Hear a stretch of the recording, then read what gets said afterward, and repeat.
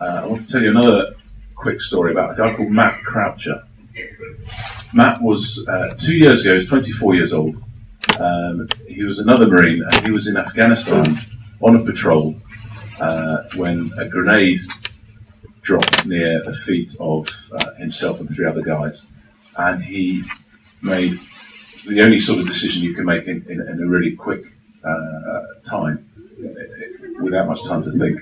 The only decision that you can really make instinctively, and that's the one to either run or do something about it. And he chose to throw himself on that grenade. His actions saved the lives of the other 3 guys in that room, and amazingly, he lived through that himself. I don't know if you remember the story in the newspapers. He was awarded the George Cross, and the reason he survived was his equipment and his body armour took most of the blow. And he got a nasty nosebleed, and obviously was a little bit shaken up, but he walked away from that in one piece. I think if he was to walk in here, we would all pay attention, just because we would know that he was someone that had shown incredible bravery earlier in their life, and we would, out of respect and interest, we'd want to hear what they would say. We might not listen for long. We might find out that he might not have a lot to say, but we would certainly be interested and attentive to begin with.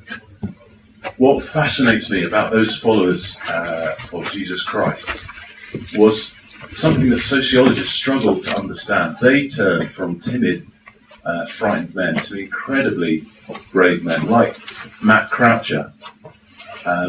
Those that ran away, 9 out of the 10 of them all embraced martyrdom later in their lives. And not the sort of martyrdom that signs up to an ideology and that wants to kill a lot of other people with them, but the sort of martyrdom that says, I am so convinced of the truth of what I've seen and experienced that I will not keep my own life for a lie. I so want this message to get passed on that I will die not to deny what I think I've seen and believed. And that was that they genuinely believed they had met their leader after his death. They had spoken with him, eaten with him, walked with him, talked with him.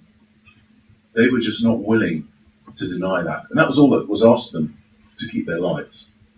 But they wouldn't do so. So I think that any man or woman that has that sort of story deserves at least to be listened to, not to be written off as just a sort of fictitious episode